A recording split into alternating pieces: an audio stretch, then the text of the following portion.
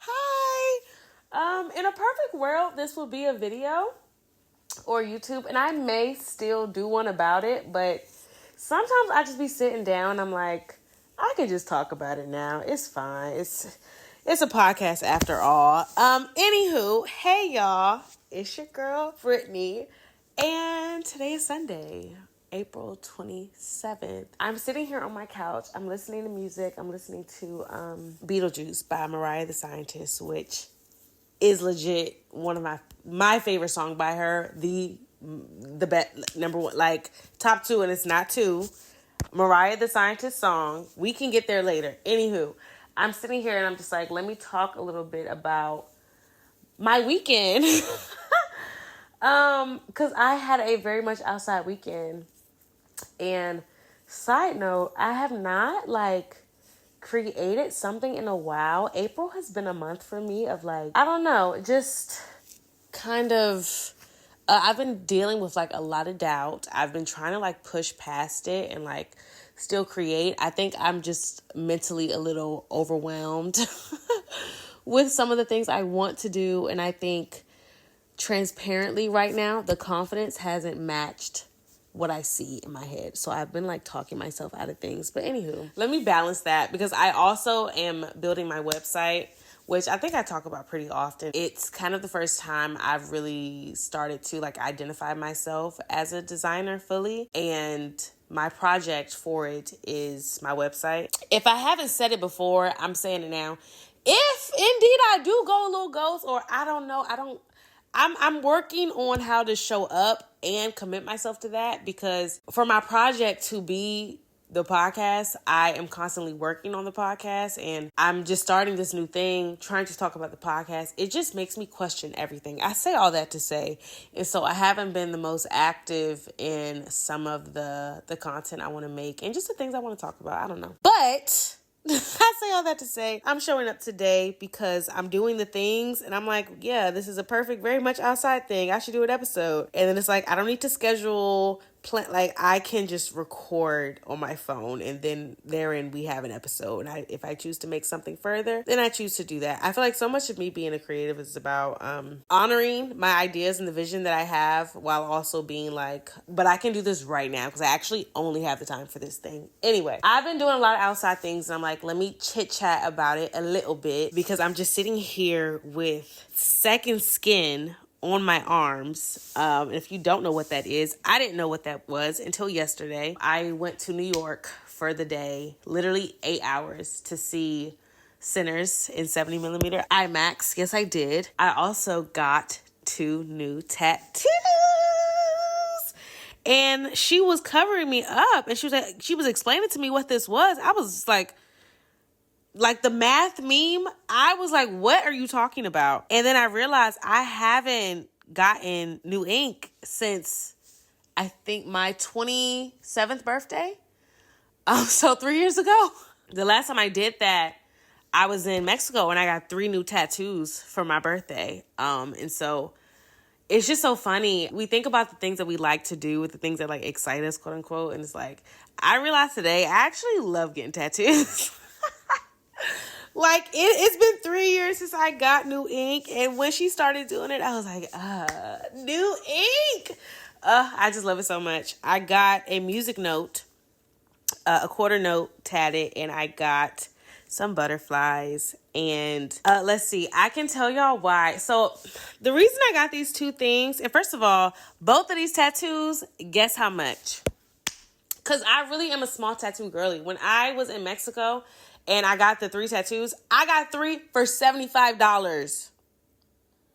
And they all look so good. And they were exactly what I wanted. Cute, cool. I feel with tattoos, it's similar to anybody who does a service. I just be wanting to see, okay, who got the deals? What's what? What's this? What's that? I want finger tats. I want small tats, but I had a budget. And I had been seeing that a lot of tattoo shops in New York do flash deals. And I saw some, this was the last time I went to New York, which was when I went on my solo trip to Philly. Also, if you haven't by now, please make sure you're following at Very Much Outside. Okay, it is my dedicated space to talk all things outside. So yeah, I need to talk about that my Philly, New York trip too. Or I want to. That'll be the YouTube. Okay.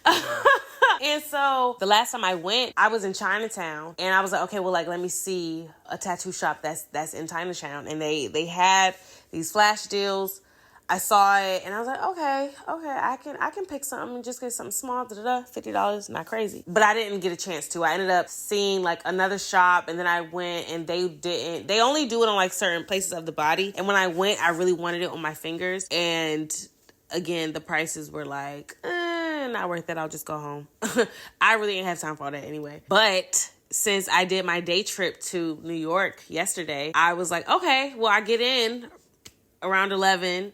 The movie is at 1:15. I'll like have some time to eat. I try to be so strategic about picking a diner that was like very close to the theater. And so it's like, you gotta Google Maps things, see what the distance is. It's a walkable city. Another reason why I say follow at Very Much Outside is because I did today a timestamp story recap. And I also have a series where it's called A Party of One that this is going to motivate me to contribute towards, where I talk about my solo adventure travels, because solo traveling is really a skill, and it's a logistics game. It can be, it cannot be, but sometimes you just have to like have a sense of time. And I was like, okay. And then you gotta do so much research. And I will say, I didn't do a ton of research. I think part of like when I go to New York too, sometimes I'm just like, okay, well, like, let's vibe. Like, where is the city going to take me? I've had some of the best days just like, it's New York. You just walk around and pop in somewhere and do something. So I was like, okay, I'm not going to overthink it because, it's going to be okay. But I'm going to see that movie at 1:15 and I am going to eat. So I was like, okay, like, let me find a place. I actually kind of went back and forth on where I was going to eat. I went to like Broad, Nosh, Bagels or something. Good Google reviews. That's another part. If I can give a solo travel tip, baby, check them Google reviews. Especially, and of course I didn't book a hotel, but even like booking hotels, what? I don't book a place internationally, especially, and I'm not up and down those Google reviews, mapping out how close things are to what, like, I don't mind to walk. If I'm in a walkable city, baby, I walk. Like, yeah, you could take the train X, Y, and Z. And I did take the train in New York. Like, y'all, all I got to say is me in New York, yeah, we go together. I went to AMC Lincoln Square 13. So it's by Lincoln Center, right? It's also a lot of stuff going on down there. So they didn't have like a ton of restaurants. And from what I saw, I did the little search route and I typed in brunch because I really did want brunch food. So went to this place called Old John's Diner, which I would recommend if you're going to that theater in particular. As soon as I got in there, I got an espresso martini because I was like, okay, I need something that's going to wake me up. On my walk there, I like glanced by a liquor store and I was like, oh no, I'm not going to get, I should have got something, but I didn't. Have something a little sip during Sinners Part 2, round 2. And yes, also that is why I went to New York. I don't know. This story's all over the place. Let me back up. I booked this trip. I have been thinking about doing this because I knew that when Sinners came out, first of all, I will say, after having seen that movie twice, I'm so deep into Sinner TikTok, Sinner Twitter, like all the takes. Like, it's my whole timeline. Even if I didn't want to, that's how pervasive and thrilling and exciting this movie is right now. Oh my gosh. And if you have not seen it, go see it. But it's just so funny because I love Ryan Coogler. Y'all know Very Much So Pod is a Ryan Coogler stan account. Okay. It's something about people who are visionaries and their execution is so top tier. They are so intentional. Black AF. And he don't even do too much. I was actually even thinking about, the video when they had just first started doing promo. And to me, the trailer itself, even that trailer, because like we all knew that we were showing up and going to see this movie. I had no idea what this movie was about. I didn't know. I had no idea. But it's Ryan Coogler and it's Michael B. Jordan. So either way, I was going to see the movie. When I saw the video of him doing the BTS of explaining like the different formats we could watch the movie in, I was like, oh shit. He had said during that video, I think the BTS, not the actual video, but he had said during that video, he was like preparing for it. And he was like, man, I don't know if people are really gonna care about this. He was like, I just don't know. It's a crazy technical video. Crazy technical. Even in that, it's just something about seeing a creative and somebody who like uplifts and protects the art, especially Black art, amplifying Black voices in a way that he does that's so intentional. Ruth E. Carter, Delroy Linda, Wumi Musaku, like even Michael B. Jordan. Let's start there. Yes, I'm going on a Ryan Coogler rambler right now, but stay with me. Michael B. Jordan is somebody who, just giving him his flowers, somebody whose resume is so much crazy. So crazy. Now, what will like be a part of all of it is because of how he partners with Ryan Coogler, right? Their partnership that they have, even just as creatives, that has added to his catalog. But even outside of the Coogler films, The Wire on your resume, 3 Creed movies. Like, I feel like for me, this movie, Sinners, cemented that, oh, Michael B. Jordan, the legend that you are. The legend that you are. Like, we talk a lot about Denzel, and I know, and this is no Denzel erasure, but we talk a lot about Denzel because his resume is crazy. He's acting his butt off in these movies. Like, the roles that he has played, yeah, we gonna have to start having Michael B. Jordan in that convo. Not to say that he hasn't been already, but don't leave him out. Do not leave him out of none of those convo. That's what Sinners gave. And so that is also just like blowing my mind just about that movie. You know, I saw that video and then I ended up like actually seeing the video that he was in the process of making that I saw in that BTS. And when he explained it, he went up and up and up and up and up. I said, okay, well, where am I going to see the 70 millimeter at? Like, I kept Googling because like it was only like 10 theaters. And I was just like, okay, where are they? Okay, it's like 5 in California, Arizona, Florida, Georgia. And I'm like, should I get a ticket to Georgia? Like, I was literally like, okay, what am I going to do? Because I didn't even know that it only stayed in IMAX for 2 weeks because of the Thunderbolts, which I don't know. I feel like this movie is already like breaking records. Can we like break some protocol? Like extend it. What? You know, I was like, okay, I'm going to see it. And I had this date in my mind yesterday, April 26th. And I was like, okay, well, like, let me take off. It was rocky, but I ended up taking off. Normally I work the weekends. This is like the first weekend in a while, which like I worked Friday. I didn't get off till 2 a.m. Saturday. Almost a 10-hour shift. After working my full time on Friday, knowing that I had this bus at 7 a.m. because, stay with me, I had took the day off, but I hadn't booked my ticket yet. And shout out to Jen. Shout out to Jen for real, because we were on the phone. We were on FaceTime. I happened to call her. We were talking about this movie, and it's so funny. Like, I've literally had episodes with Jen. We talked about Swarm, Love is Blind. Jen is my fellow TV cinephile for real. Also concerts and everything else too. But I was talking to Jen and I was like, yeah, like I took off, but like I don't know if I'm like gonna do it. Like I'm just telling her, okay, the movie is planned in IMAX. The closest one is New York. I took off for this. I was like, and she was like, well, you took off. That means you're supposed to go. I was like, you're absolutely right.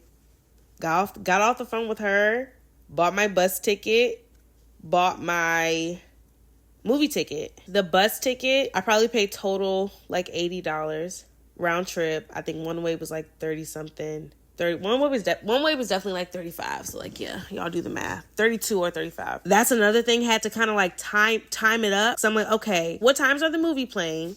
What seats are available? Because I was in row B7. It was pretty close to the screen, but how the theater is set up, I don't think there was a bad a bad seat in that room. Like, I was amazed. I'm gonna get there, but had to book the seat, see what time I'm a leave from DC to New York. Of course, like the train sometimes can be quicker, but who is paying $200, $100 one way? Like, I love taking the Amtrak to get to New York because, baby, I love that damn quiet car. And this was clearly a budget thing, but baby, when I don't have no budget for New York, I'm not taking no bus. No tea, no shade. No tea, no shade. That bus, an experience. I was sitting next to a dude on the way there who kept trying to fall asleep on me. I'm like, nigga, get up. The fuck? I'm not trying to be rude, but that's not what we not gonna do. That's not what we gonna do. Like, and obviously when you sleep, you can't control it. So I was honestly letting him rock, and I wish it could have been me. Because again, I got off at 2, checked my ticket before I went to bed around 3 a.m. because I wanted to like see, I knew I was gonna have to Uber, seeing where I was Ubering to. Realized that I actually get on at Union Station. And I know it may be like, duh, no. Because there are other bus stops in the DMV. Some bus stops can be metro stops. Like, it can be a shopping center. It can be anything. But this particular one, I thought it was going to be like the metro stop. I didn't think it was going to be Union Station. I just didn't. Turns out it was. So I was like, okay. Gotta go to Union Station. Got it kind of like a lot more time now. So I'm like, I got to get up at like 5 something. Didn't know what I was going to wear. But I wasn't going to overthink that. I was not about to overthink that. I was like, look, it's going to be raining. I'm like, I love a skirt. I love a dress. But I'm like, this, I don't got time. I wore, shout out to my thrifting page at Thrift and Yap. It's my thrift/OOTD page. Whether I've shown it on there or not, this is like one of those outfits that I chronically repeat. I have a black onesie, jumpsuit strap, spaghetti strap. It fits really like, I have my New Balance 530s, which, side note, speaking of Thrifting App, I was on Poshmark on the bus ride home, and I spent so much time on that bus lowballing people on Poshmark. I'm sorry. Sometimes you gotta see what people gonna accept, because you never know. My favorite boots, those black boots that I posted a picture with when I went to Black Ass Flea Market's Girl Love Jones party. Look on my page, you'll see the outfit. Black skirt, white top, Letitia wig, can't miss it. Those boots that I wore in that day, I got on Poshmark for $10. And those boots, baby, they are an extension of me. Like, it's me, and then it's those boots. Those are, I have a lot of shoes. I have a lot of clothes. I'm sorry. Okay, it's just me. And I was just thinking today, like, wow, like, I went thrifting today, actually. This is a Thrifting and Yap segment. I went thrifting today. My thrift store, one of the thrift stores that I go to, baby, I'm a member. They text me, say 50% off tomorrow, 10 to 6. I said, okay. Other tidbits about my weekend. I also got sworn in. Not sworn in, but I did the Right Hand of Fellowship today. I joined a new church. So that's really exciting. And it's just funny. I was thinking today, this church is not around the corner. I be driving a little bit, and I was just thinking, like, not me consistently going to church. It's been a while. Not a while, like, I really think it has been a while. I'm online. I'm very consistent, especially even if I miss it on Sunday, I watch it on Monday. But there was this one particular church that, I was familiar with the pastor, familiar with the members. What really stuck out to me was like, and again, I watch a lot of churches. What really stuck out to me was it was Black History Month, and the pastor, just the church's programming was really like, nah, it's Black History Month. And there are so many churches who I was watching at the same time. I don't know if they ever acknowledged it. And it seems so small, but I don't know. To me, it's not. And for me to be like, I was just like watching, like they would have like Dashiki Day or We're All Black. And then they also had like an HBCU career fair. And it was just like, wow, like this is beautiful what they were doing, and even like how it came up in church in the sermons. Like, I don't know, that level of like intentionality was resonated. And it's also a pastor who I felt like was not afraid to like comment on the things that were going on. And if you're going to connect it to the Bible, cool, let's do it. But also being very like, nah, y'all, this systemic racism.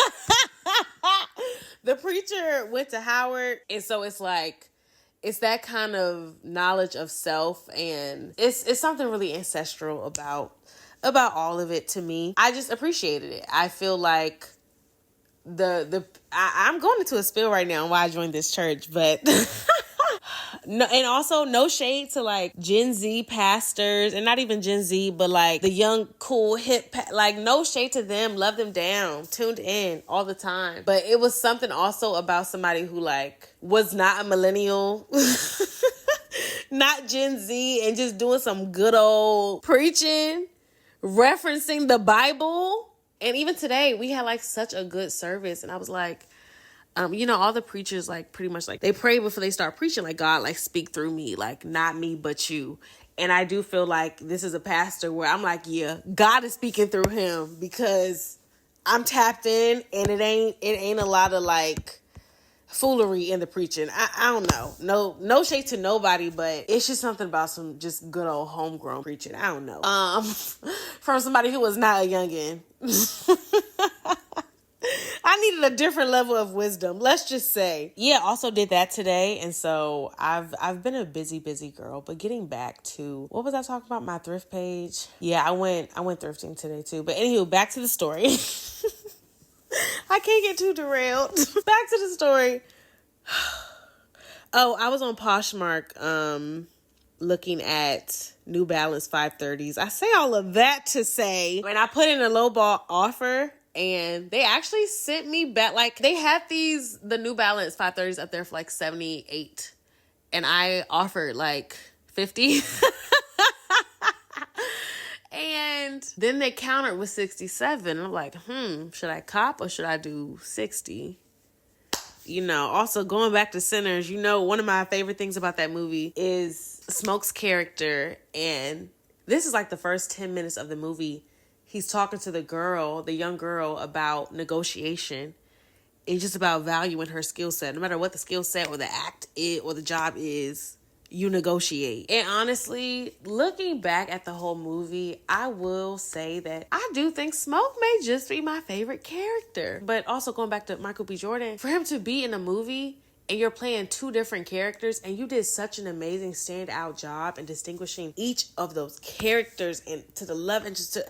He played two different people completely, to the fact where people can say, oh, I like Stackmore versus I like Smoke. Nah, he played that. Like, give him his things. And I say all that to say, don't leave Michael B. Jordan out of the conversation. And don't you damn sure leave Ryan Coogler out of the conversation. Going back to him recommending us to see it in that, I'm like, if that's what him as the director want us to go see, then okay, let's do it. So book the ticket. It was $81 round trip. The bus was a lot, and I wish I had the quiet car on Amtrak. But anywho, the movie ticket itself was like $26, and it was 20% off because it was a 1 p.m. show. And so, like technically matinee. Again, this is the AMC Lincoln Square 13. They have one of the biggest movie screens in the country too, obviously. So I was like, okay. So it's like $100 trip. I got in at 11. I was supposed to get in at 11:30. I ended up getting in at 11, so that was good. The movie was at 1:15, and I knew that, I had some wiggle room between the movie. I knew I for sure had time to go back to Chinatown and get me some dumplings. And somebody gave me a recommendation. A nice young girlie I met at Old John's Diner. She said, go to this restaurant. And so I went. And I had heard about it, like on TikTok or whatever. I feel like I'd heard about it. But even when I went there, it wasn't crazy crowded, but it was kind of, it was packed. It was big, and all the tables were packed. And I looked at the prices and I was like, oh, like this is more expensive than the last place I went to when I was in Chinatown in March. I was like, I'm going to just go to the other place. Because also I really like their stuff. And it's like, I wanted to get something to take home. I go to that place. Y'all. And I'm even tripping sitting here yapping. I need to be eating my food. It's 11 for like... I was daydreaming about those dumplings when I had them back in March. It was cold when I went. And I went to another viral TikTok restaurant, Melewa, for their roast pork buns. And some stuff, I'm like, okay, it's popular. I'm going to have to wait. Cool. Because I was like, nah, I want to try those. Went there. Again, I'm a sit-down girly. Like, no shade to standing and walking and eating, baby. Sit me down in that chair and bring that food to me on that table. That's how I feel sometimes.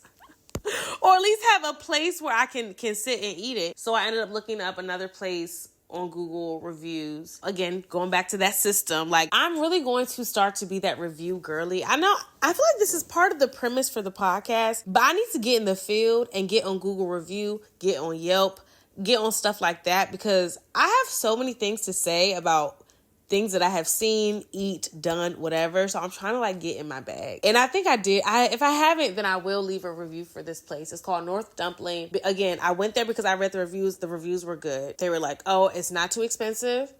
You're going to get this much. You're going to get 10 for 4. Order this, that, and the third. And it's a really good eat. And I'm like, okay, bet. Went there, got 10 dumplings, I got some soup. Again, it was cold. My fingers were freezing. I did not bring gloves. I ended up buying some gloves from like the little dollar stores down there. When I tell you, this meal like woke me up, warmed me. And so I was like, I'm going back to that place because I know it's good and I can get a lot more, because I wanted a lot to take home. Not gonna lie.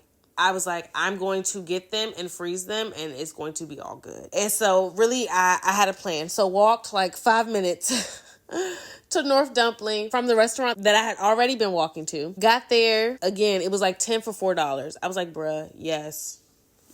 And I was like, I'm just trying shit. Let me get that, and that. Got like 4 spring rolls. I got 20 of the dumplings, being greedy. And I'm about to heat them up right now. Got 20 dumplings. And then I saw on their menu, they had 40 dumplings for $10. 40 frozen dumplings for $10. I was like, what? 40 dumplings that are already frozen for $10? Yes. Hell yeah. Bruh, got that. I literally was just ordering shit. I spent like $30. I got so much stuff.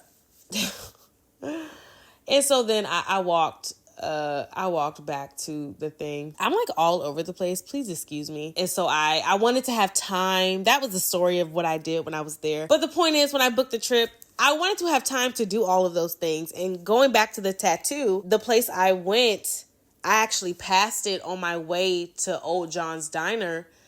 And, I just looked at the sign and it was like red ink tattoo studio. I was like, and then I saw like flash deals. I was like, okay, cool. I didn't even like plan it like this, but it was really a huge blessing also that the bus that I got on at 7 a.m. on Saturday to come into New York, it dropped me off in Manhattan. So like very close to Broadway. Or maybe I walked to Broadway. It dropped me close in Manhattan, not too far from Penn Station. I took Peter Pan up there. You ain't gotta say a word, just give me what you look for. Goddamn, I love her. It's like Times Square. So 8th Avenue. That's where it dropped me off. And it was a blessing because that's also, the theater was at AMC Lincoln Square. So it was like a 13-minute walk, I think, or maybe a 30-minute walk. Not gonna lie. From the theater to, if only I were a girl who planned her episodes. But shout out to me for giving y'all the tea. Okay, this is the exclusive of this trip. 40 to 42nd Street, 8th Avenue, Port Authority Bus Terminal. It was a 32-minute walk. It was a 32-minute walk. I could have took the train, but again, when I go to a walkable city, baby, I don't mind the walk. I love it, actually. yeah, I had time to walk, so I walked it, and I was like, oh, as I walk to the theater, I can like stop somewhere, find a place to eat, hopefully like cross the street for the movies. I was able to do just that with Old John's Diner. It was like 3 minutes away. Got a steak, egg and potatoes. I do love a good steak and frites. And I love a good steak and egg. I've actually been wanting that lately a little bit. Just been like, man, I should just go to the store and get me some steak. But, I tried it. It was cool. Then I went to, and again, got 2 espresso martinis because I was just like, I didn't feel like I was going to fall asleep during the movie. Obviously excited for everything, but I just was tired. But yeah, Friday was a lot, but I was grateful though. Back to like my job. I actually like love working there. And it was my first time serving that night too. It was like my second or third shift serving, and I was supposed to be hosting, but they asked me to serve, and I was like, okay, bet. Like, I like to serve because I could just move. Host stand is like, don't get me wrong, I love to stand there looking cute, and look cute I do.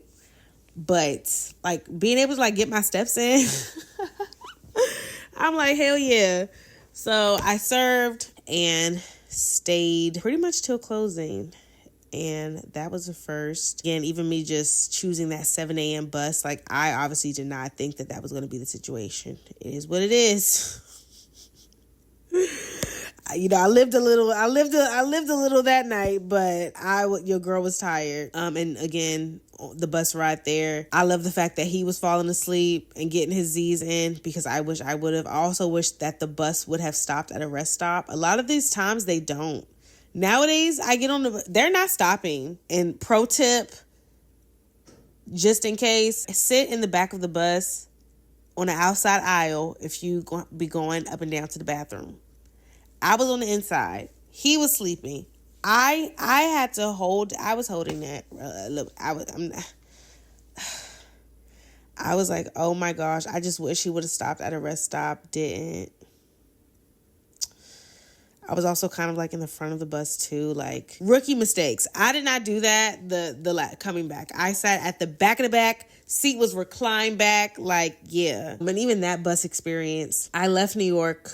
I got in New York at 11. I left New York at 7:45. So again, the first bus route was perfect because it landed me in Manhattan. And going back was actually perfect because I knew I was going to go to Chinatown. I can end my trip in Chinatown and it shouldn't take me long to like get this food, whatever the case may be, because my bus coming back left from Chinatown. I feel like, I don't know how common that is, but I feel like a lot of places be leaving from the Port Authority bus terminal, but again, it's New York. I'm sure that's not the only, that's why, again, you just got to check these places because you never know. You just got to know where you going to be. But it was the time that worked for me, 7:45.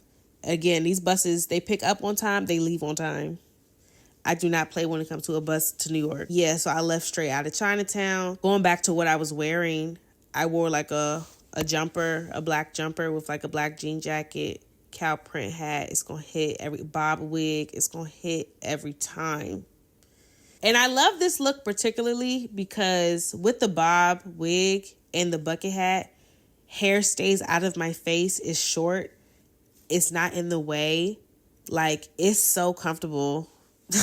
It's a comfortable wig combo. It is. Speaking of wigs, I just took out my flat twist. Yes, I flat twisted my own hair. Oh my gosh, I'm so proud of me. And that's what has been under these wigs. And I'm like, I could wash my hair, flat twist it up again, but I'm tired of wigs. I'm tired of wigs. If y'all have been listening to episodes, part of my goal this year is like to wear my hair out more and just to be more creative with my hairstyles. That is also me doing my hair more. Like, I want to be very intentional about like I'm doing my hair. I love to slap a wig on for a time or two, but it's just like it's getting hot.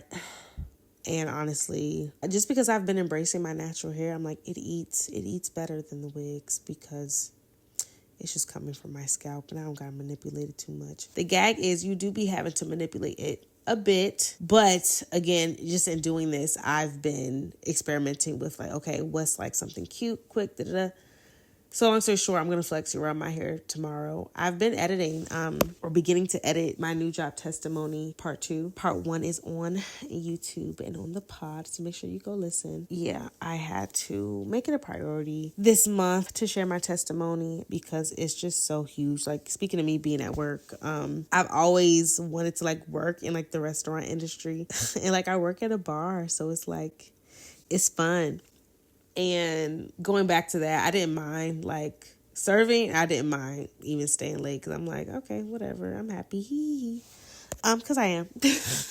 In new job testimony part 1, I actually took my hair out from some flat twists. And the footage, though, is the reason I recorded testimony 2. Even though I used the first one I recorded for part 1, that wasn't my intention. I just was like, oh, I like this edit better. But in that video, I had flexi rods. And so I'm like, I'm gonna flexi rod my hair because it actually is a cute and quick style. And it doesn't take much to just wash your hair, shampoo, deep condition, rinse, put those flexi rods in with some mousse. And the last time I did them in that video, I did not use a dryer. I didn't use any. It was truly a heatless style. I slept on it, which uncomfortable. And the next day I took it out. I was shocked. They were majority dry. And they ate a bit. The only thing though, it's like, how do I maintain it? So I think I'm gonna do it because I feel like I haven't been maintaining it good. I don't know. So I feel like I'm gonna do it, and I gotta figure out what to do for second day hair. And I also feel like when I do it, like it makes me look young. Am I prepared to look like an adorable little girl? Or do I want to look grown and sexy? Or how can I make it grown and sexy? So anyway, we gonna see. I'm gonna do it tomorrow. Prayers up. I do like twist it and then I flexi rod it, so maybe that has something to do with it. And I'm not above using a little hitting that thing with a little blow dryer too right before I take him out. So going back to the New York trip. Okay, taking you through my day. I get off at 2 something, go to bed at 3 something. I don't really feel like I slept. Whatever. Got up at 5 something, caught that Uber to Union Station, caught my Peter Pan bus into New York. They did not stop. I had to pee. I'm so thankful I was able to hold it. Got to New York, walked 30 minutes to the diner, got there, got my 2 espresso martinis, chopped it up with a guy who lived in Harlem. And, we started talking and really I went there, I was minding my business, he was minding his business. I feel like traveling solo, baby, I can be a yapper sometimes, but I be because sometimes I even listen to music and stuff when I'm in these restaurants, or I'll be reading a book. It's just I go in there, I'm not bothering nobody. It's people beside me, he on one side of me. I'm not gonna bother that man for nothing. You good, I'm good. But the people that work there, you could tell that they thought we were together. And I was and we kind of laughed. I think I was why they think we together? The guy had paid for his food. The waiter had put the check down. He was thank you guys so much. Looking at both of us. And I was just what? I'm just sitting here, bro. And we had to laugh. And we pretty much was yeah, it's because we black. Just because we black, y'all gonna think we together?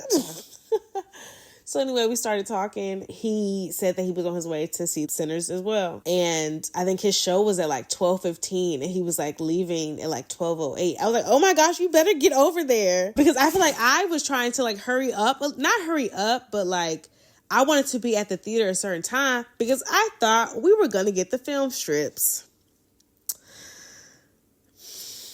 Did not get the film strips, y'all. Which...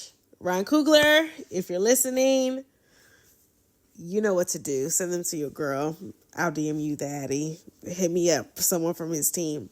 Because I would like a film strip. I really would. That was part of the thing that was just nudging me yeah, it's all going to be worth it.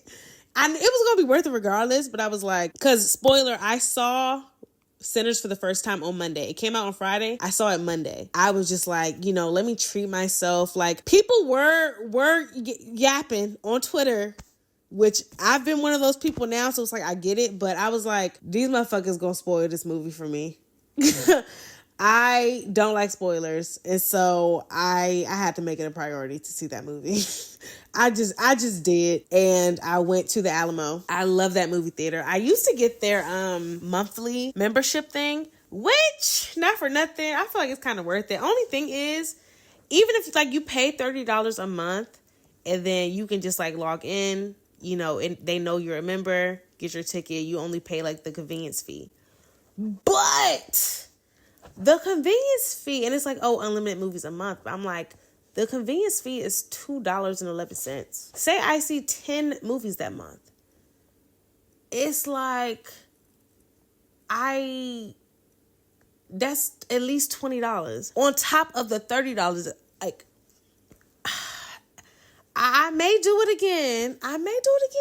Which I'm sure it's even cheaper, maybe, than if you were just to go differently. But I'm not gonna hold you. That Marlowe Phoenix Theater, it's $5, or I think it's $6 now. I told somebody I went there. They were like, ugh. I was like, wait. Every movie, $6? It ain't the fancy recline seat, but it's a seat. I saw one of them days, $6. It used to be $5. All day, every day. And I'm just kind of into that sometimes, but I do love the Alamo Draft House. Like, I went there, got my little chicken sandwich, got my little rosé prosecco. What?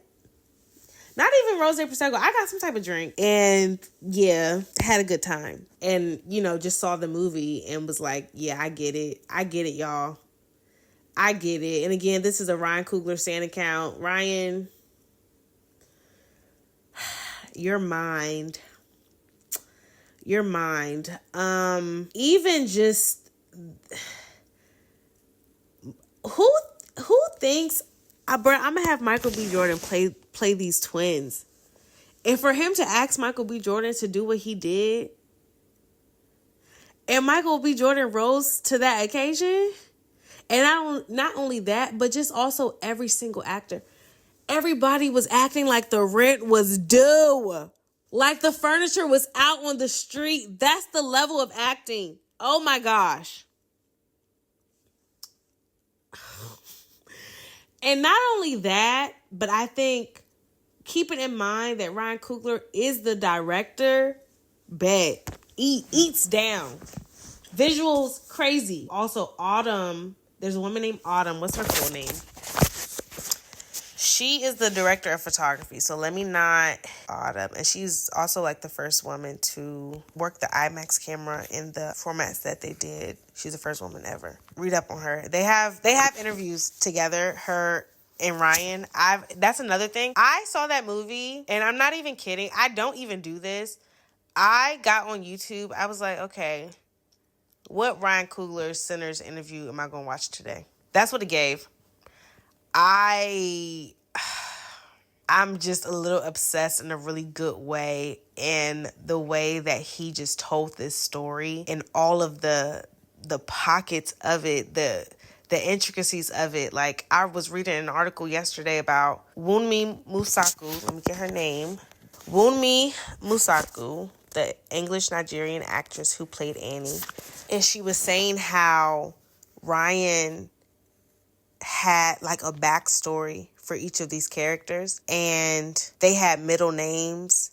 Like, there just were so many. I put the article in the description box for this, but they had so many nuances to these characters. And she talked about how, I think in another interview, how Michael B. Jordan and her character, there was a certain chemistry and protectedness and like just all the things you see in that film when he was Smoke. But when he was Stack, it was none of that.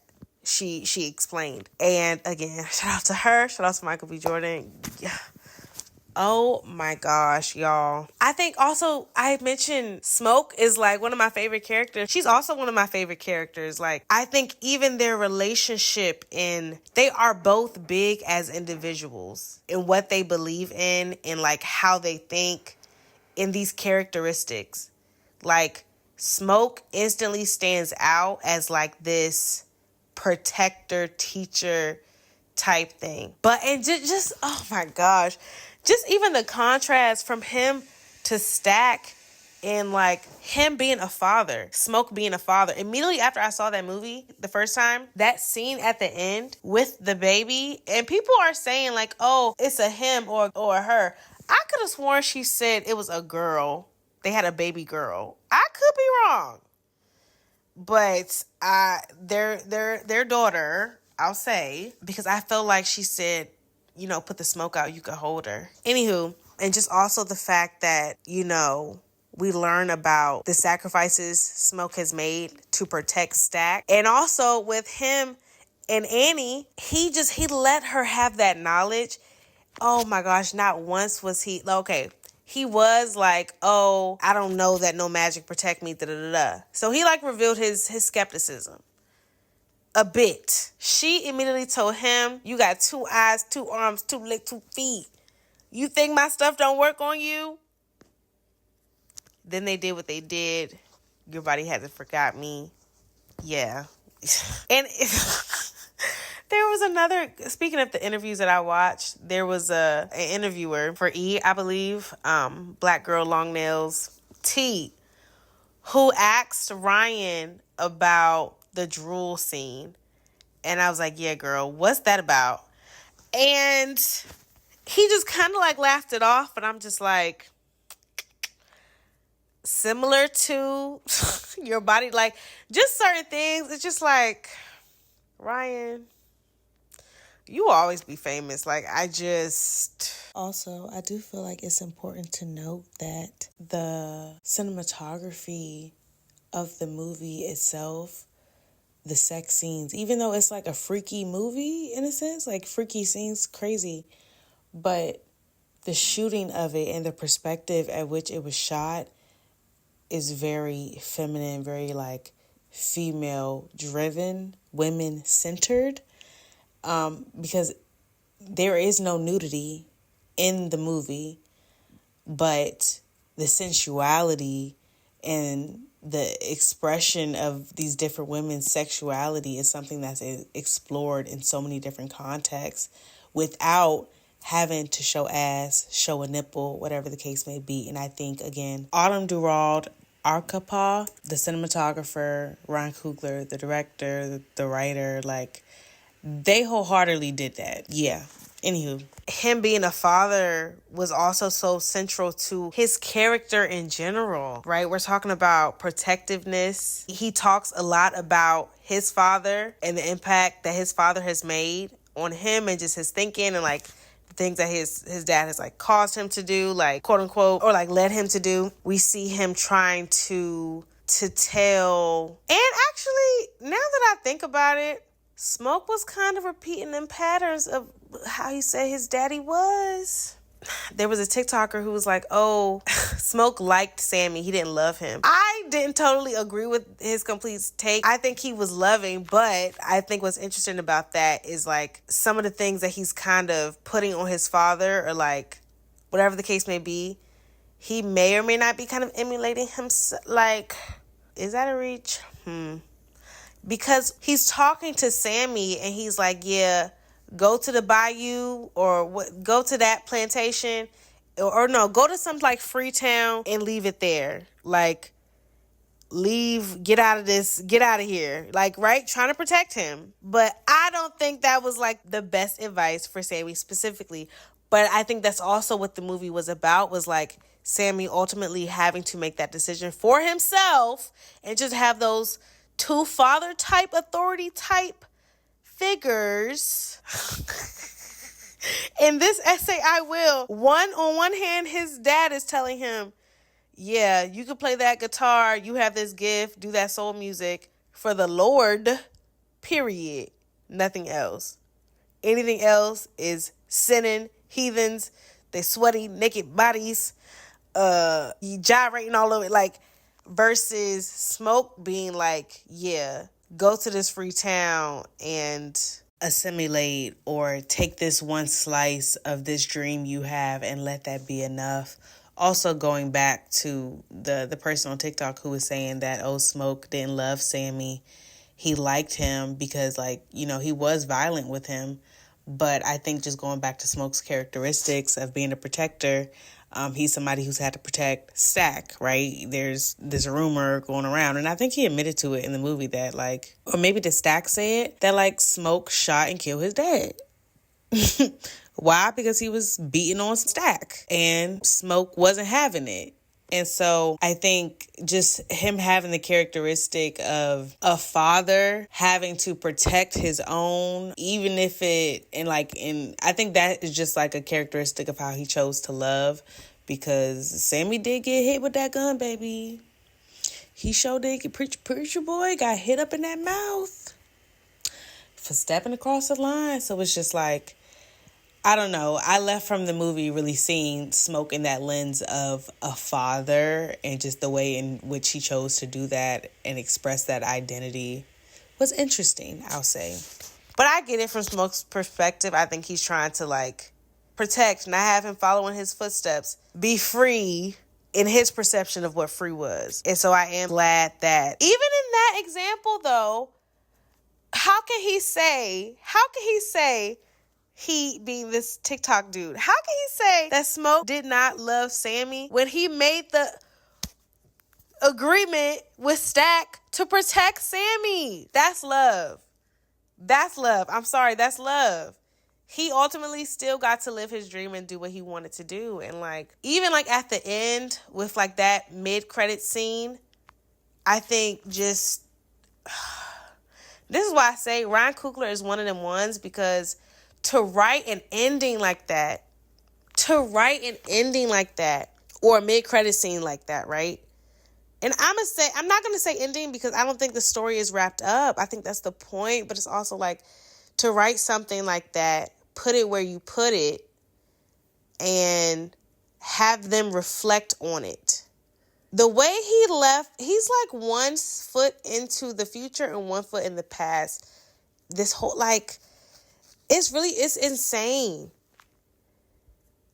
It's insane how he looped that back around. And so now, moving forward, if and when this does become like a franchise movie, we can, explore Stack at any point in time. We can pick up with Remick.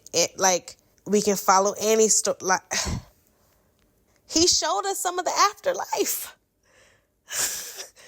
And again, just going back to my take on it immediately when I was watching that scene with Smoke and his child and Annie, I was like, wow, this movie is about fatherhood. Ryan Coogler has 2 kids? His wife is pregnant right now, no? This movie is also about fatherhood in like a really beautiful way.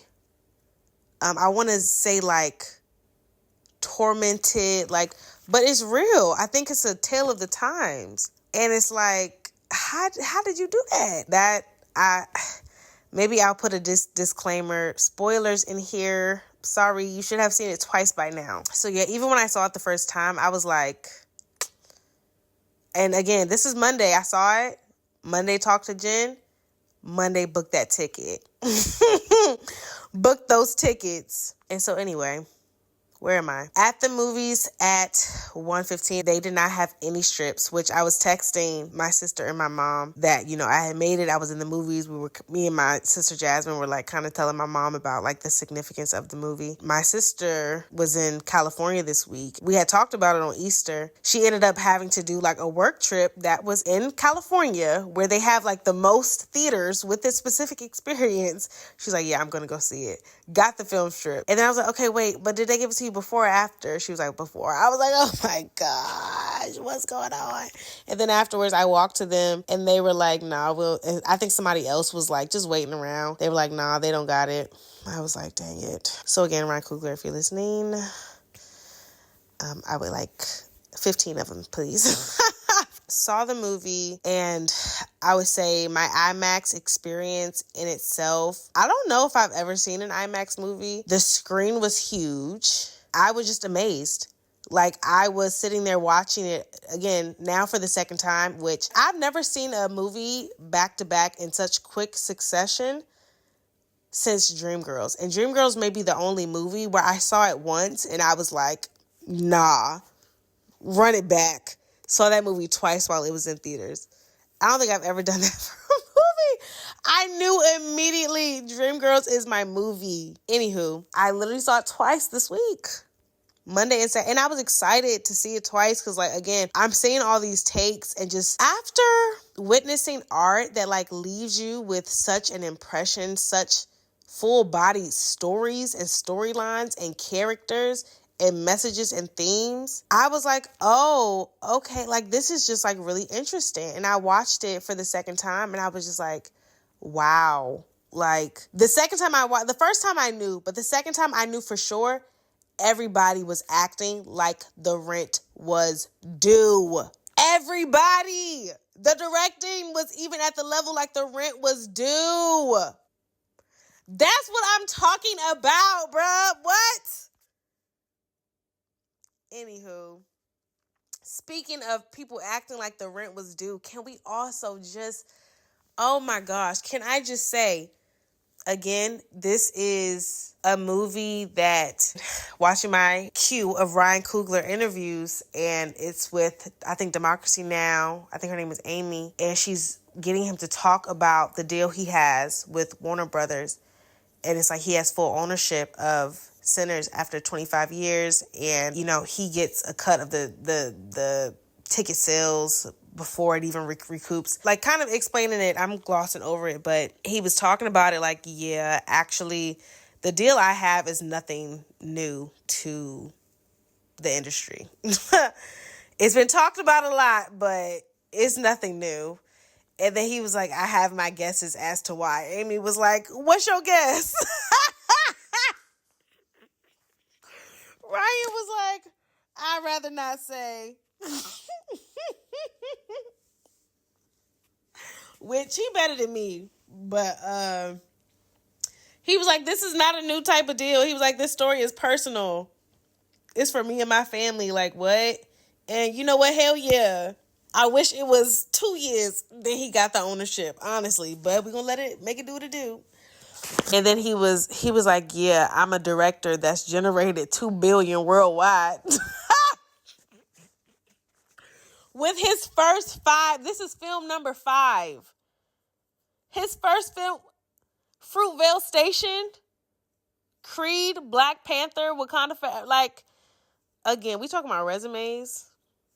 They be screaming out P, but they resume is boof. As Kendrick said, like, that was the resume that Kendrick was talking about. I have to assume that is like not the boof one, but the, you know, the standard. Ryan Coogler's resume goes so crazy, and his oh my gosh, like even this just being like an original film, hell yeah. Oh my gosh, like, And so for him to write a story that includes a character and a voice like Miles Caton's, forgive me for the last name, but the character, the guy who played Miles, let me, Caton. Yeah, Miles. I just want everybody in this film to know how much they acted their ass off. Like, I just really want y'all to know. Y'all acted like, and the way he sings, his voice, oh my God, like Miles Caton, even just his voice, his voice, his speaking voice, and even for the character, I say all that to say, I may see Sinners for a third damn time. Like, what are we really even talking about? I can see it for a third time. His voice is... The woman was too stunned to speak. Hearing it in the movies, and he was really being humble. He was being humble the whole time. He was being humble. He was learning. What? And that's another thing I love about this film. Like, it was also a musical. And I have such a huge reverence and just respect for Black creatives who are intentional about the handling and portrayal of Black music. One being Issa Rae, who music is, I feel like, is at the center of her art, and or like at least in tandem with it. in like a really intricate way. Like there is no one without the other, these moments, these characters. And for Ryan Coogler to do that, while also creating a horror film with blues at the center, with one of the best blues voices I have ever heard in my life. What? Oh my gosh. And again, Sinners, Ryan Coogler, cast of Sinners content.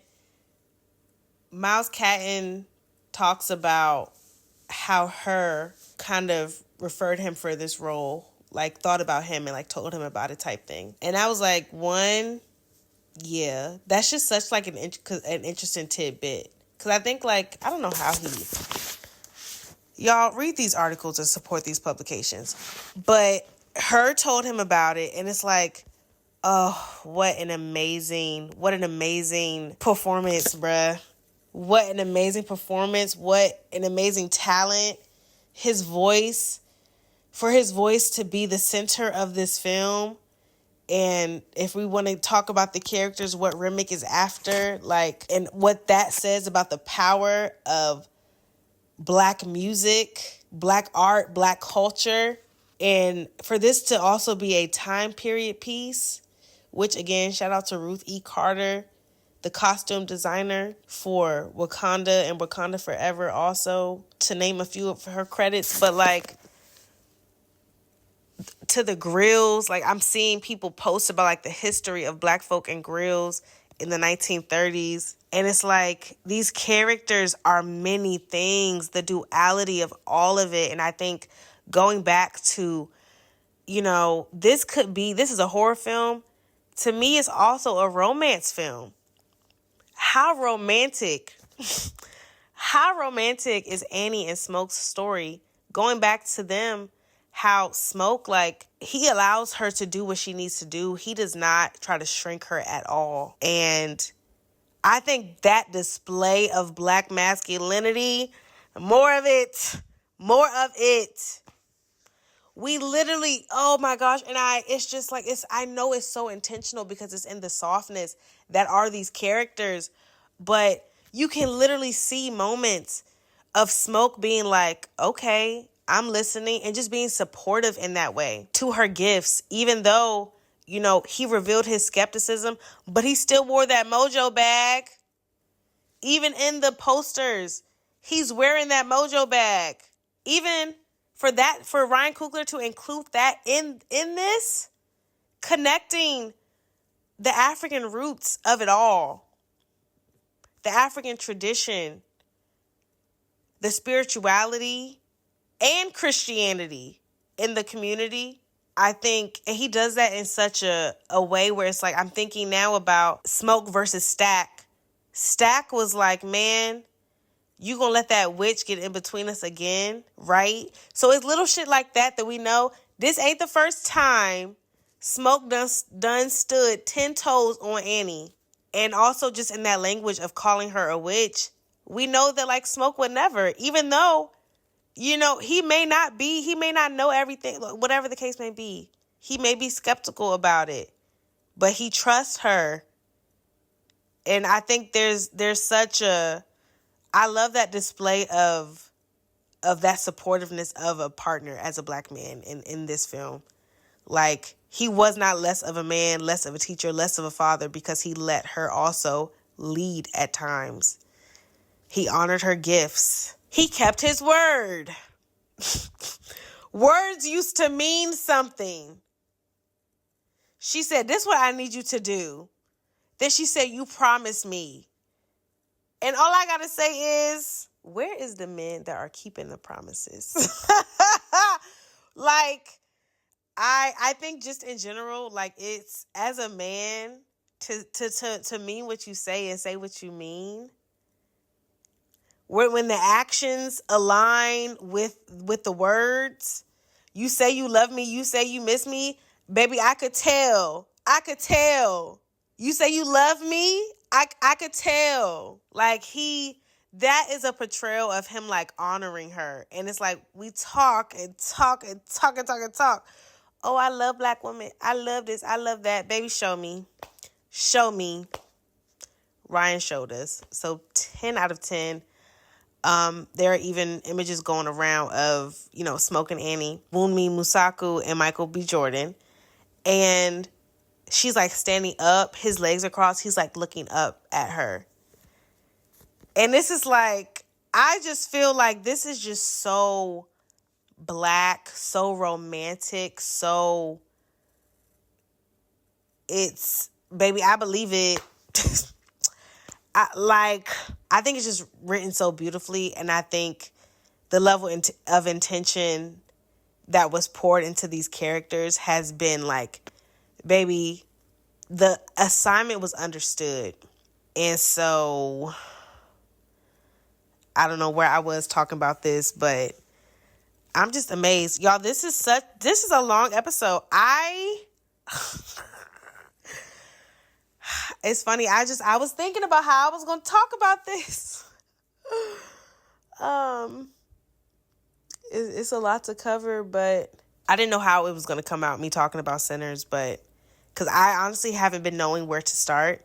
And look, I've been yapping for like almost an hour and a half, but man, that's just what I'm talking about. Like, I think what he displayed, if you have control of your art and control of your narrative and you are intentional about uplifting black culture and telling black stories and creating black stories that showcase love and showcase love and showcase fatherhood and showcase protection and showcase hoodoo and showcase fashion and showcase singing and music and the blues and vampires and horror and humor. Like, man, oh man, Ryan Coogler, yeah, he one of them ones. I say all that to say, so again, from even before I even knew again what the film was about, I already knew how I was stepping about this movie. And so he explained that this is what you want. This is what the film is intended to be seen in, that 70 millimeter IMAX format. I said, okay, well, I'm going. Did what I needed to do to go. Watch that movie. Again, I'm in the theater. And I'm going to put a picture of like the 70 millimeter versus like a standard movie screen. And oh my gosh, I wish I was closer to, I would go see it again in 70 millimeter. I may go see it in IMAX again, but it does add something, because even in the shot that I grabbed off of Reddit, I'll share in my stories or something, it adds a whole new layer to the level of storytelling that is actually going on. And I loved it. Like, I loved it so much. Like, I'm sorry. I'm so like about this level of storytelling. Like, it's mind blowing to me. It's very like inspiring. And it's also like something to be celebrated. I think these are stories that are going to be around, and I love black art injected in my veins. Anyway, I think I was talking about Miles Caton and his voice, and just making that such a central line in the film, as well as portraying also curiosity within that character, right? Because let's talk about his relationship with, what's my girl's name? Jamie Lawson. She played Pearline. And again, going back to that mid-credit scene and how this is really a romance movie, he named that whole bar after her. 60 years later. There was a TikTok today I saw, and it was like eaters never die. It was like, what did sinners teach us? Eaters never die.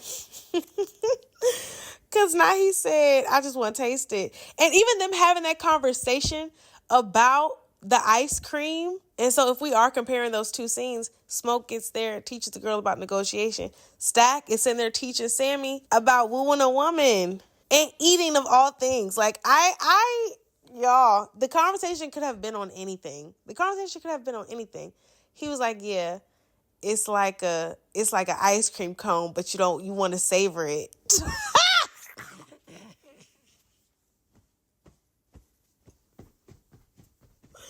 Bruh, Ryan Coogler wrote that?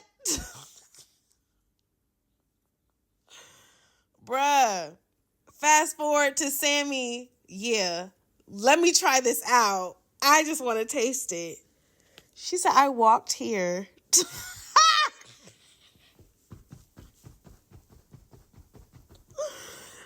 Again, there are just some things you don't have to include. He didn't have to include that. It could have went so many other ways. Sammy said, okay, anywho. And that's just on period. Shout out to the real eaters. So yeah, that character, man, that storyline,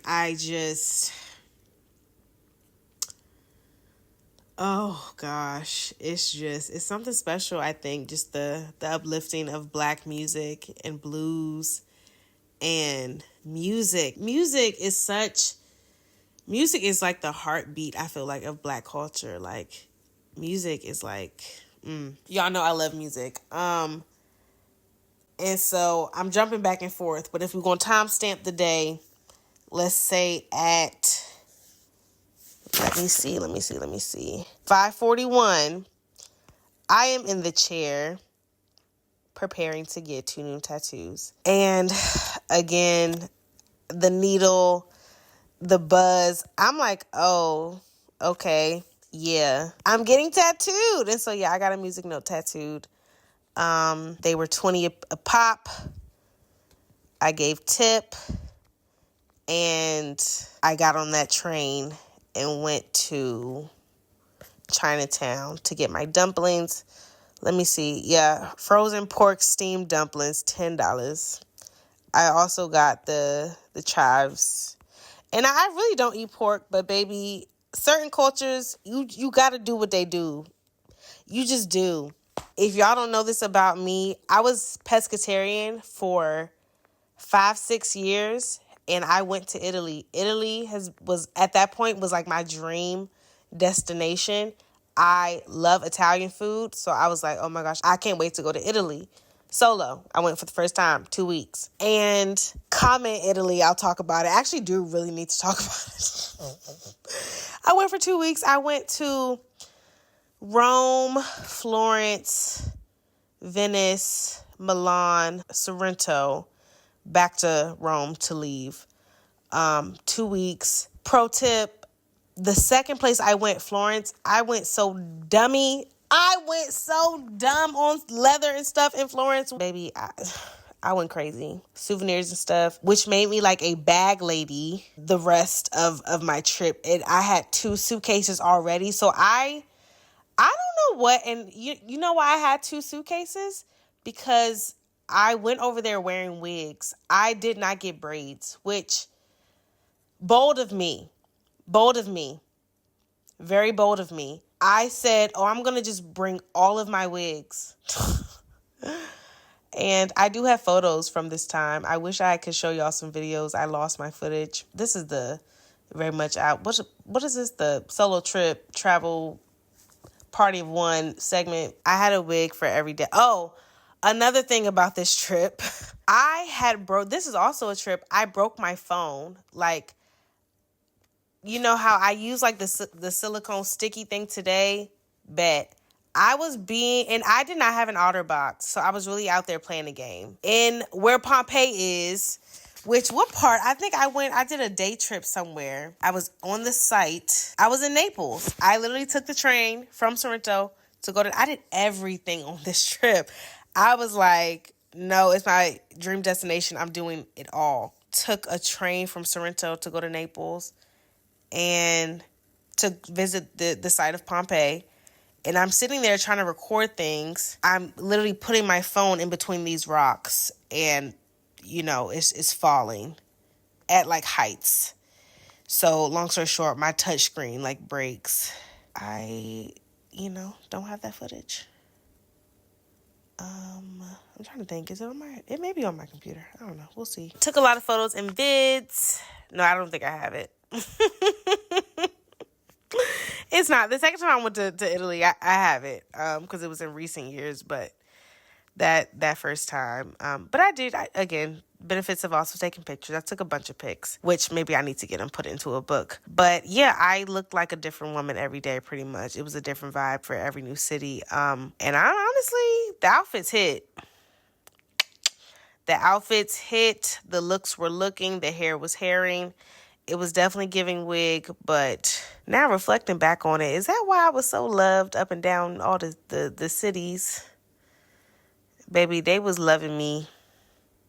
They was loving me down. I was like, oh my gosh, like, y'all.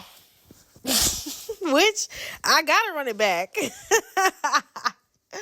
Let me find me an Italian romance. But you know what they say about white men and wigs. White men be attracted to bad wigs like bees to honey, child. Anywho, yeah, I had a time. I looked good. And long story short, I ended up breaking my phone. I don't know what I was talking about. Oh my gosh, it's almost 2 hours. I have so much more to say. Music is everything, and I'm glad he made that such an integral part to the story. And yeah, the fact that Ryan Coogler was writing some of these things and just like touching on them within the culture. Movies wraps around like 4 something. I'm like, okay, well now I gotta go get a tattoo. I was looking up this one place, but they were actually like a 30-minute walk, and I was like, I'm not trying to do that. Like, I need something that's like a little bit closer, maybe like 17 minutes. And again, I had passed this sign on my way to Old John's Diner, red ink tattoo, flash deals. And looked up their Instagram. They had $20 flash deals. I was like, bet. Go from the movies there. It's, people outside. I'm like, oh my gosh, I really want these. I think I got some time. It's like, again, 4 something. My bus not till 7:45. It's like a 25-minute train ride from where I am to Chinatown. I'm like, I should have time. You know what I mean? Everything was close. The bus stop was only like 7 minutes from North Dumplings. I'm like, this could work. I just didn't know what time I was going to get called. But again, surprisingly, like, let me see, what time did I get there? 5:34, I was sitting down. I probably got there maybe 10 minutes earlier. And I was literally outside on the bench reading Sula. Shout out to Tiffany. We reading that this month. If I wanted to ingest it all in one sitting, I could. But like, it's Toni Morrison. I gotta sit with it. I gotta gag a little. And then I pick it back up. But Sula is for sure gagging me. Shout out to @verymuchreading. Yeah, I'm at the part where Sula done slept with old girl's husband. And just, again, speaking of Black creatives and writing of a woman character, a Black woman character so intentionally, Toni Morrison. Sula, even Nell, like, okay, I'm going to read this page. It's page 111 of Sula. And what am I supposed to do with these old thighs now? Just walk up and down these rooms? What good are they, Jesus? They will never give me the peace I need to get from sunup to sundown. What good are they? Are you trying to tell me that I'm going to have to go all the way through these days, all the way? Oh my God, to that box with 4 handles with never nobody settling down between my legs. Even if I sew up those old pillowcases and rinse down the porch and feed my children and beat the rugs and haul the coal up out of the bin, even then nobody. Oh Jesus, I could be a mule or plow the furrows with my hands if need be, or hold these rickety walls up with my back if need be. If I knew that somewhere in this world, in the pocket of some night, I can open my legs to some cowboy lean hips. But you are trying to tell me no, and oh my sweet Jesus, what kind of cross is that? Oh my. And this is also a Toni Morrison stan account. If you have not already, please go watch her documentary. I think it's on Max and or Hulu. Oh my gosh. The minds of these people, of our people, man. Oh my gosh. Okay, I'm just writing notes to myself of things I mentioned so I can put it. Anyway, I was saying somewhere along the way about what I wore to New York. I wore my New Balance 530s with a jean jacket, bucket hat, hair out of my face. Da-da-da. Yeah, I'm sitting there on the bench outside the tattoo shop reading Sula. And the guy who works there, he's like, wow, you're reading a book. Da-da-da-da. First of all, my phone about to die. My phone is at the most fully it's been charged literally since Friday. But one thing I learned from the last time I went to New York solo is I needed to bring an actual wall charger and not just rely on my portable charger because, yeah. And so I did bring my plug. I plugged it in when I was at the tattoo shop. And I plugged it in when I was at North Dumpling. So shout out to the places that got plugs. Yeah, I go in there. I have my tattoo experience. Had a ball. I look so sporty and cute. And it just was such a do-it-all in this type of outfit while in New York. And again, I wore that. I leave North Dumpling to get on the bus. It's pouring down raining. It was pouring down raining harder when I was eating. And I was like, okay, thank God I'm in here eating. And also, thank God I brought my umbrella. And yes, I was checking that weather. So I was like, I'm not wearing a dress. No way I'm wearing sandals. I'm going to need a cute little jacket, which it was warm. It felt nice.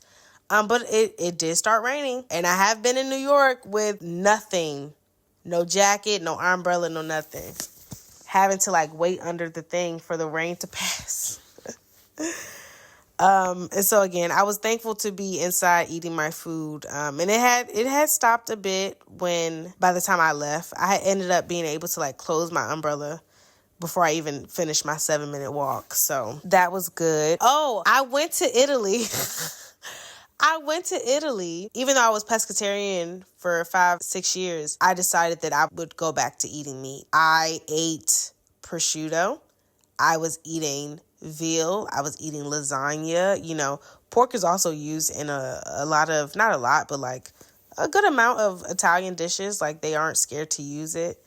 And they are very skilled at using it because nom nom nom. And I think same thing with dumplings and just a lot of traditional Chinese meals. I'm going to appreciate what I'm eating. I'm going to appreciate the meal. And we just going to go for it. I'm going to eat what you eat. So this place mostly does have pork-centered stuff. But baby, they using that pig. They're using that pig in them. And so speaking of tattoos, I think I was saying earlier, they put this second skin on me. And because I haven't gotten tattooed since 3 years ago, I was like, oh, this is new technology. Because apparently, it's waterproof. You don't take it off. And the more it's over your skin, the more it helps. I feel there's some back and forth on how long you're supposed to keep it on. But she told me 3 days. And I was like, oh, that's new. Most people, you use saran wrap and it be falling off not too long after. And it's how can you even maintain it, when you're in the shower? But this sticks to your skin. And she's like, oh, it should come off naturally. One of my corners is peeling a little bit now. But it's it's on there. And it's it may be some fluid retention or something. But it's it's just pretty much healing itself. It's interesting. So I got my tattoos. Again, I got a music note. I done chatted up here about music. Y'all know if you follow the podcast at Very Much So Pod on Instagram, especially, I am one of those people. I am forever and always going to be putting what I'm listening to in my stories. If you follow at Very Much Outside, I'll probably just make my timestamps into a highlight. But within that, Meg had released Whenever. And so I was listening to it on the bus right there and walking through the city and yeah. Love that song. Anyway, side note, I am one of those people. I care about the song, so you're going to care too. And you're going to care down to the lyrics, down to the beat. Y'all know how I do.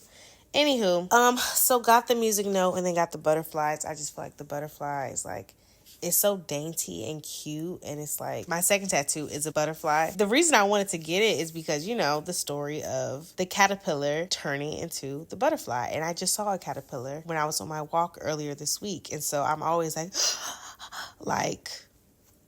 nerdy a little bit about like just that process and what it represents. I was like, you know what? Let me get some butterflies, because even though I have butterflies already, I wanted some new ones just to kind of represent like all of the skin that I have shed over the past year. Like, my life has been flipped upside down kind of in a really good way, and it's been so much change, and I'm on the other side of it now. I feel like I'm in my butterfly phase, I'll say. I feel like I have completed the transformation, and I'm just like flapping, and I got my colors, and I'm just floating around like a butterfly, versus going back to my new job testimony. Like, that was like 3 years in the making, and that's a process. Was it? Maybe it was a sermon today about how some people just, oh yeah, the process. The preacher had literally preached today about like us wanting to like avoid the process of some things, you know, get out the easy way, whatever the case may be. But like some things you really just do got to sit in and go through, let it form you. Yeah, I feel like that's been my story, and now I feel like is giving butterfly. I am a butterfly. So, cute mementos also for the season of my life and just for the trip in general. Again, I got my tattoos in Mexico. I love just having a story about my tattoos because I have a lot. I wonder I honestly do not know what number these are. I'm going to have to like sit and count. I want to say I may have crossed over 30, or I have more than 25. I just don't know if it's like 27 or 28. I don't know if I had 27 before I got these two and it's now 29, or if I had 28. I don't know. I'm going to have to, let me see. 1, 2, 3, 4, 5, 6, 7, 8, 10, 11, 12, 13, 14, 15, 16, 17, 18. Okay, maybe like 20 something then. 22. I don't know. It's a lot of work, as you can see, but yeah, I got 2 more. Oh yeah, wait. 24. I have 2 finger tats. I want some more. I really want some more. I wish these flash deals will let you do finger tats, and they really don't recommend it because they're like, oh, they're gonna fade. I don't care. I have one that has faded, but like if I really wanted to, I can just get it done again. That's what happened to my first one. He just touched it up, and it don't look no different. And so yeah, these fingers are gonna be covered in some more tats pretty soon. Just FYI. Got my tattoos. We're almost done this, y'all. I'm bringing this pony home. Took the train, just walked. I have so many clips of just me like walking because again, it just gave sporty cute. I am definitely down to explore Chinatown some more. Okay, but also I think I was looking at the menu. I ended up getting, I think like I got the sesame. She recommended the sesame pancake with pork. I wanted it. It just came something. It was almost like a sandwich. But I wanted like a chive pancake. Those pancakes be bussin'. And another one I got, it had like noodles in it. So yeah, like don't be scared to try those pancakes. Got 20 dumplings. Got some like pork with noodles. Got the 40 frozen dumplings for $10. Got spring rolls. Everything $30. Timestamp 7:33 p.m. Looking cute in New York. Making kissy faces at the camera. It's just, I just love New York. I do. Taking pictures. I saw this flower, this plant in the ground. I was like, oh, that is so cool. Took a picture. Got on the bus. Was on the bus at 7:41. Got there around 7:35. Yeah, I wanted to leave myself about 10 minutes. Posted up on the bus looking cute, 7:41.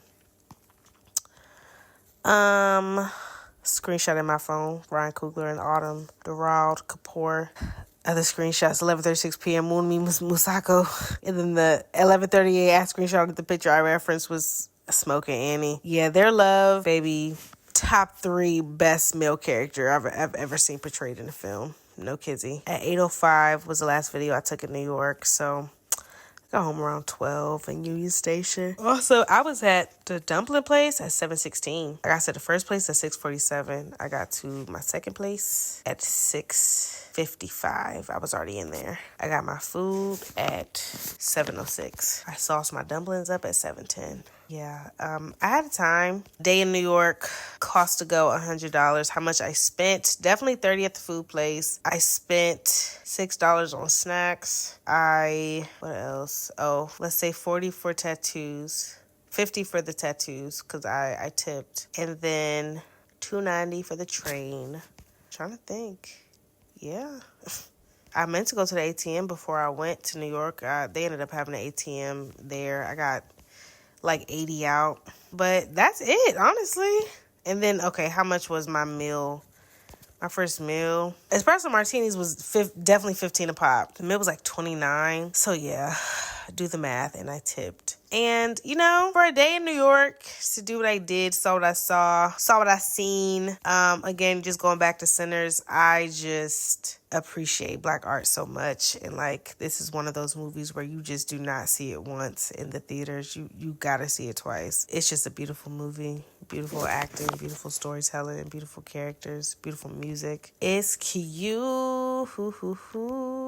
Today, I went to church, got the right-handed fellowship, went thrifting. One thing about me, I love to thrift dresses, and actually I love a dress, and so it excites me to be able to buy dresses for like $4. Like, I got so many dresses today. Some of them I love, some of them I don't love. I may return a few. They do like store credit, which is worth it. They do a 50% off sale at least once a month. And speaking of hair, I'm gonna have my hair out now, but Bust Down Knotless is coming extremely soon, and I can't wait. I'm actually just like brainstorming the colors I should get, because I know I got something planned, but I'm like, do I want to do this? I think I'm gonna just do it. Like, I'm gonna do what I said I had in my head, and we gonna go for it, because why not? I need to figure out the hair I'm going to do for my birthday in August and where I'm going to go. That's going to be a solo trip. I look forward to doing solo trips.